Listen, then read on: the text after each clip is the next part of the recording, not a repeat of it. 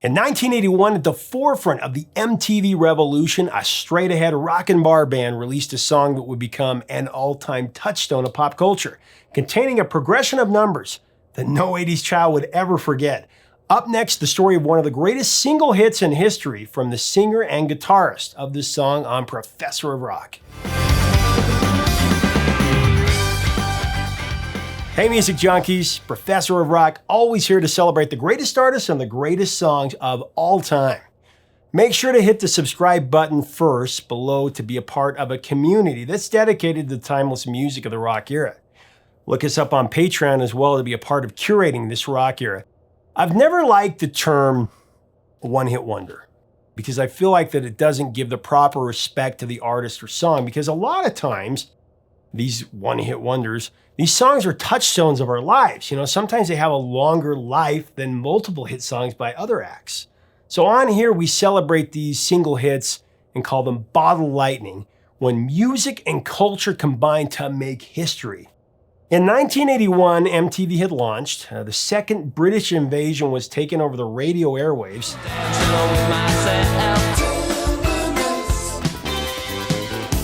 And a hard-working band from San Francisco went from playing bars and dives all the way to number 4 on the Hot 100 and number 1 on the rock charts. Tommy Tutone and their memorable phone number, 867-5309, Jenny, set the airwaves ablaze. Now, I interviewed lead singer Tommy Heath and guitarist co-writer Jim Keller, who have the complete oral history of this song up next. Is definitive. As we go into the story of the song, I want to thank our sponsor, Zenni Eyewear. Go get yourself a new pair of glasses or sunglasses at zenni.com. You can design your own pair there, do a virtual try-on, and you'll pay less than you do a vinyl record. Now here are Tommy and Jim with the story of 867-5309. I want to kind of do a little bit of an oral history of Jenny, of 867-5309. Of course, is number 4 on the pop charts, number 2 in Canada. Also hit the rock charts. One of the most memorable songs of the entire 80s and beyond, 867-5309, Jenny. Co-written with Alex Call, who was the lead singer in Clover.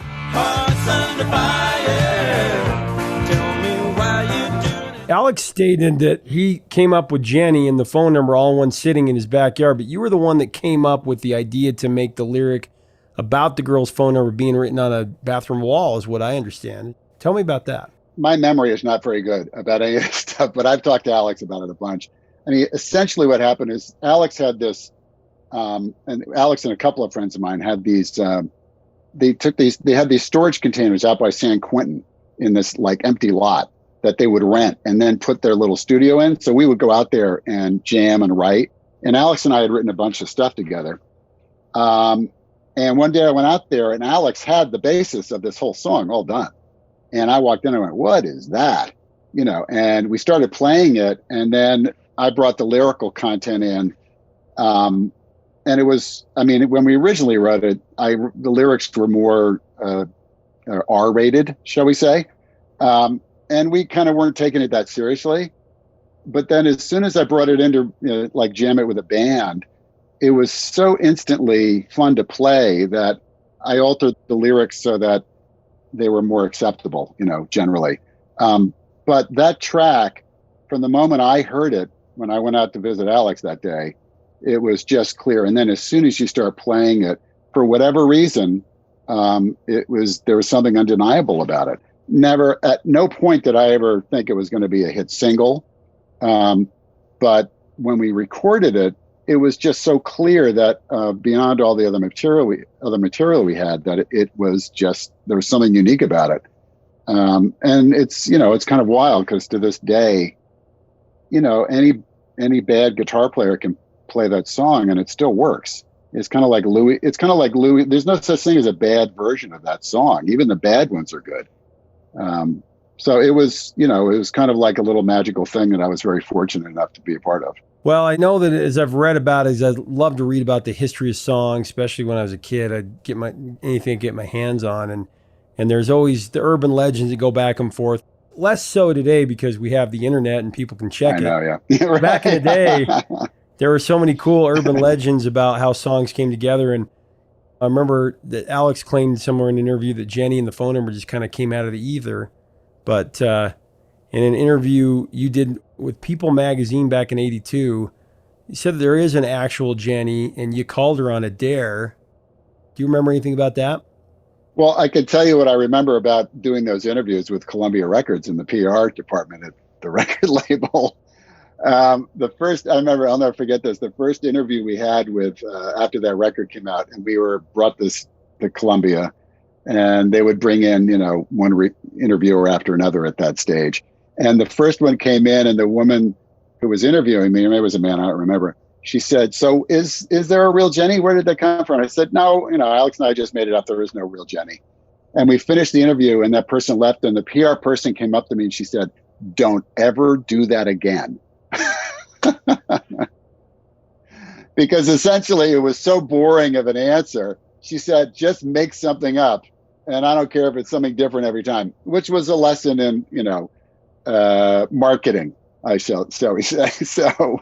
Well, I know several people through the years that have told me that they say that Jenny's a real person. In fact, my producing partner says that he knows her, and we were actually going to try to set up an interview with her. But I mean, you wrote the song, so you'd know. Well, there were subsequent Jennies. There's always been a lot of stories about if Jenny was a real person or not, and it's funny because all three band members have kind of a different story. Alex Call, the primary writer, and Jim both claim that they just made her up. But Jenny and I think she's real. But it wasn't based on a Jenny. Sorry, this is the boring. I'm gonna get yelled at by my PR staff. That's what's good at Professor Rock. We want to tell the difference. What's the urban legend, truth, fact, and fiction, all that kind of stuff. Because 40 something years later, or I guess 40 years later, I mean, it's kind of fun to talk about and delve into that. They appeared out of everywhere at the time, though. There were Jennies all over the place. Yeah. In 81, she was running the sound at a place called The Club in Carmel. Good sound person. She gave me the phone number to give to Jim, and I was kind of a dickhead back then. I wrote it on the bathroom wall. And when they laughed about it, wrote a song completely different from what the other guys say. But in my reality, or in the dimension I travel through most of the time, she's real. Well, you wrote the verses. The lyric sequence I want to ask you about in particular is in verse 2. When you say, "Jenny, Jenny, you're the girl for me. Oh, you don't know me, but you make me so happy. I tried to call you before, but I lost my nerve. I tried my imagination, but I was disturbed."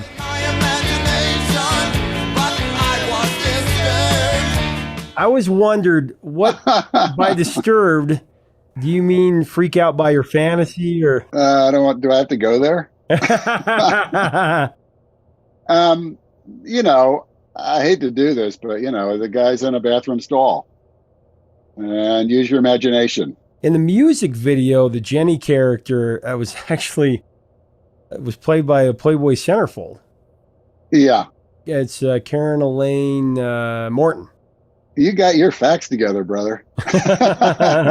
Yeah, I think she was like June 79. I don't remember, something like that. Yeah. She didn't want to have much to do with us, that was for sure. Tell me about the video, what you remember, because those were the early days of MTV. Well, we had made 3 or 4 videos by people who just didn't get it. They followed the song. You can do a better job in your head. Well, making the video, we knew, we had a budget to do it, and MTV had started. What's that director's name? He's just a genius. They had all worked on Eraserhead.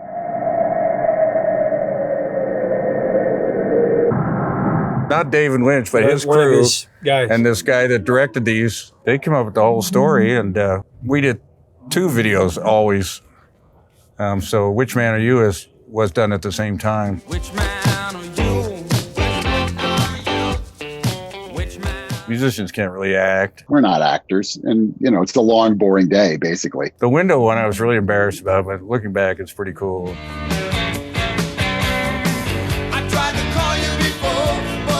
And literally at the airport, we got off a plane, we were getting our luggage, and someone came up and went, "Oh, there they are, Tommy Tutone, you're the psychiatrist." I got it. And I'm like, what? it was like that obvious, just like that, the impact of what that was going to be like. Because, they'd been watching us on television after school. And there I was. And now they saw me in the airport. I led the band on stage, but I didn't talk to anybody. He was a businessman. So we played that up in both videos. And he's real suave. And I'm just Midwest everyman kind of guy.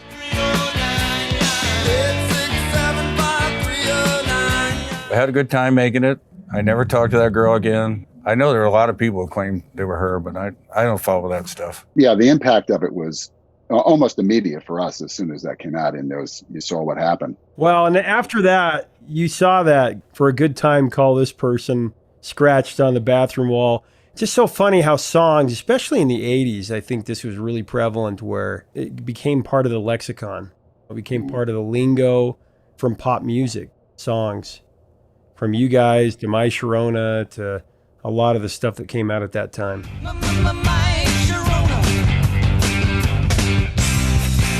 Well, I mean, anybody who's been assigned the number 8675309 has been on the other end of just countless prank calls, people asking for Jenny. I know that in 1982, WLS Radio obtained the number from a Chicago woman and received 22,000 calls in like 4 days. I've never dialed the number. Brown University, like 20 years later, they get it, and then the dormitory's getting all these prank calls and everything. Little old ladies and a cafeteria at a school. And you hear the story about Southwest Junior High School. They got 200 calls a day. They had to change that number.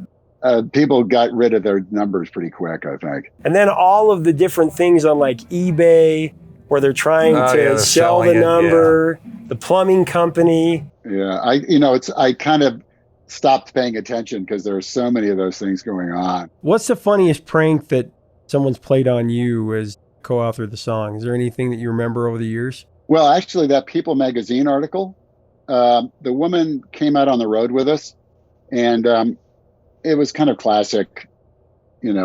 She'd come out and hang out with us, and she was our best friend. And then the whole gist of the article was how Tommy and I fought all the time. And I think it painted a pretty positive picture of me and maybe a little less positive picture of Tommy. There were some quotes in there, I don't remember. But it was like, we thought she was going to be nice to all of us or whatever. But she also put my phone number in there. So I got a million phone calls and I had to change my phone number. So that came back at me then. Well, after you and the band cut the record, what did you think the chances were that it was a hit record? I'm always interested. Did you know it was a hit? Look, it was number 5 for what? I don't know how many weeks. Did I ever think that was going to happen to our funky bar band? No. Did I want it to happen? And did I kind of aspire to it? Yeah, totally. We wanted to be huge like everybody else, but did I really think that could happen? No, I didn't. And, it almost didn't. The record came out and it really didn't do that much. But then a couple of radio stations kind of latched onto the song, almost months after the release. And then it exploded and it was, it took off. And I remember we were opening for Cheap Trick in Pittsburgh. And oh my God, they were so good. I loved playing with them.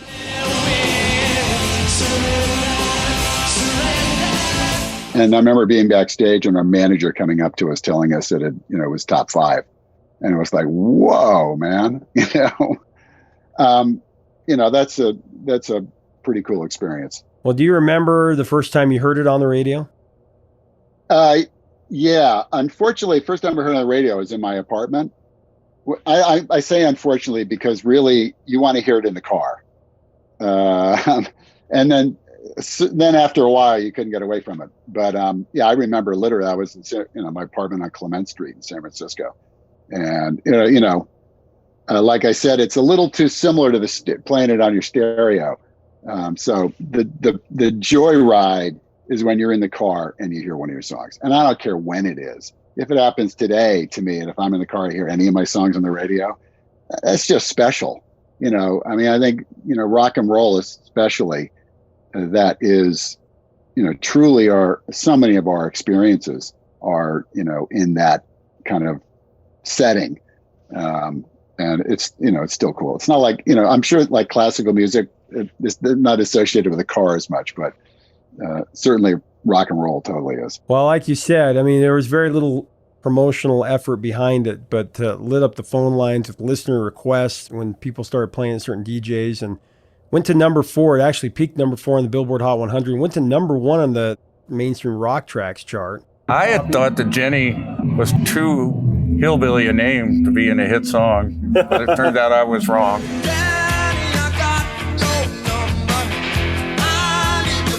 What do you remember about recording the song? Because, I mean, it very much, what I like about that song is it has a vibe that you talk about the 50s being an influence on you. You can hear a little bit of rockabilly in there, but also just very rock and roll, modern rock. Yeah, well, that line in the second verse, that's surf music right there.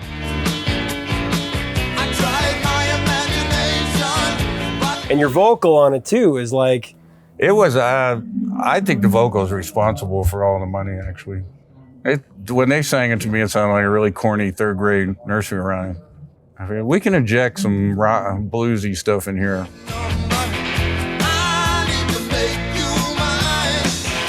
But it's totally original progression and riff.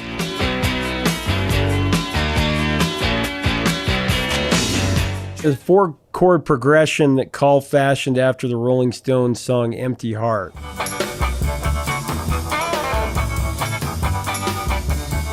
I'm pretty sure that Alex wasn't thinking of anything when he wrote those chords, because I know how Alex writes and I know how I write. And you pick up a guitar and you start playing something, and just something comes out, and either it makes you happy and puts a smile on your face, or you move on and do something else. And I think for the most part, there are very few progressions that haven't been used by some song before. So it's really about a rediscovery, those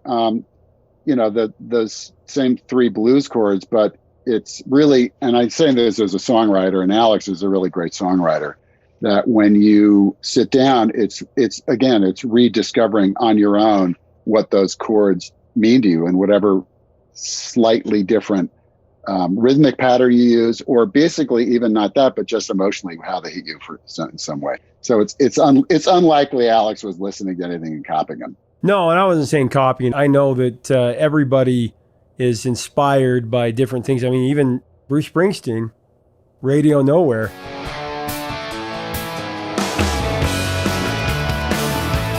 Bruce Springsteen borrowed it a little bit a couple of years back on radio. That's a good story. I sent him a letter to his manager saying, "Despite what it says on the internet, I am not suing you." He said, "Thank you. It's good to hear you're not being sued." His Radio Nowhere is a very similar. You seen the vibe. video where they switch back and forth?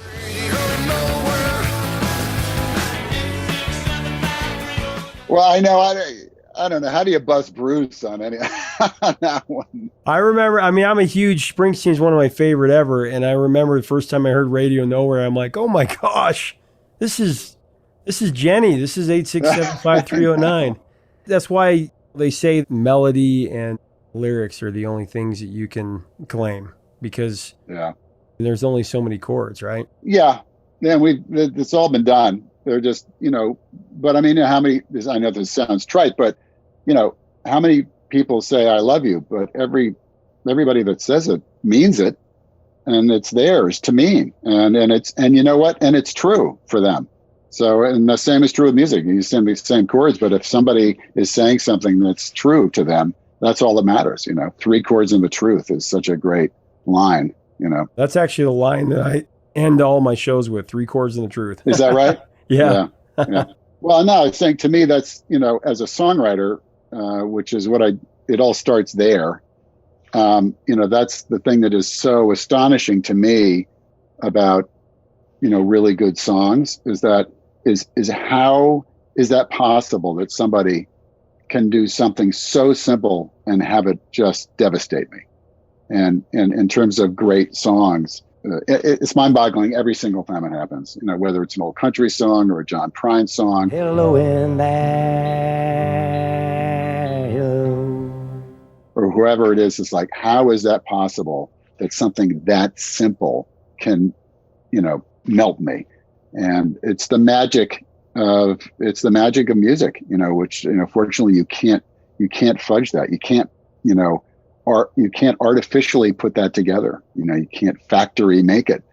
You got to believe somebody when they're saying something, and that's all that matters, is that you believe what someone is telling you and they're able to put that across. When I'm singing the song, I become the character. Not really a musician. I'm kind of a storyteller. You're an interpreter of song. Yeah. Jenny, who can I turn to? I mean, that's just it's like a vocal that very punk rock. Jenny, who can I turn to? Tell me about when you recorded it. Were there some things that just kind of came spur of the moment? If you listen to that album, I'm always trying to find places for Jim to sing. All right. Baby, you'll find tonight. I love the I got it. I got it for a good time. And then at the end, when it says for a good time call, that's so funny because I'm sure that was used before, but that became something in the pop culture vernacular after that song. Yeah. For a good time call. It's just a phrase, but there's some amount of thought control in that song that's unforgettable. Well, even the number. Because what is it that makes it memorable to you? 867-5309. It's the 99. 99.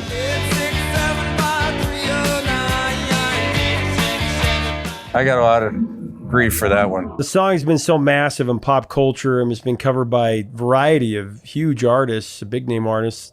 Green Day, Goo Goo Dolls, Linkin Park, Motley Crue, Everclear, Keith Urban. I knew some of those. I didn't know most of those, though. It's probably an honor when somebody covers your song.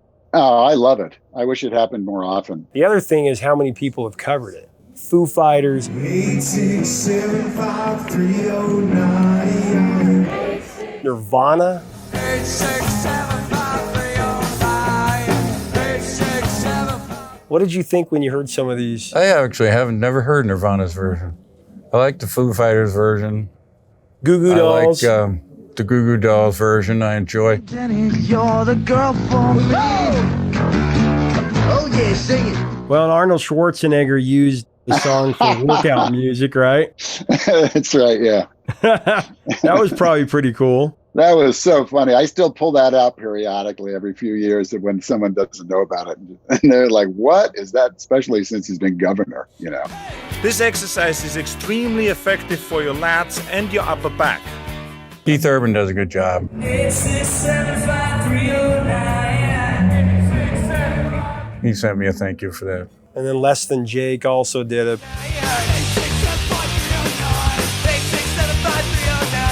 Also, you probably knew, what'd you think when they used it in Cheers? Did you ever see that? For a good time called Diane Chambers. And then Diane goes in and crosses it out. I remember as a kid seeing that and saying, oh, that's Jenny, because my parents watched Cheers. Where everybody knows your name. Parks and Recreation used it too, Parks and Rec, the show. Yeah, we did. Oh. I also called 867-5309 100 times. Oh. On June 3rd, 2014, the Tampa Bay Devil Rays, Joe Madden, did you hear about that? No. He filled out his lineup card, slotted everybody in the different holes. I did see that. And played 8 and slotted everybody as 867-5309 as a tribute to the song. Huh. I thought that was really cool. Well, they all contribute to the myth. I was arguing with my wife. Alex actually sold his writer's spark after the last jingle. We did that plumbing company jingle. 8675309. At an all-time low, folks, but hey. I got kids in college, and my wife thinks I had to sell mine. It's over. Nobody's going to do it again, but other people think it'll be here 100 years from now. Absolutely. There's no question, because it's such a memorable song. Looking back on the song now, 35 years later, like you just played it, I just watched you play. It was amazing. Because it's cool to hear a different version of it, and then the crowd singing it with you. What does a song mean to you now when you're playing it to crowds? Well, I only learned to finally play it in time about 2 years ago. So I have terrible time. I have what my band charitably calls tempo dynamics. And it dawned on me how it goes. I go, Jenny, I got you. So I learned to play it right, and it sounded wrong. So I had to go back to playing it wrong. Now I can actually play it in time. I learn something about it every day.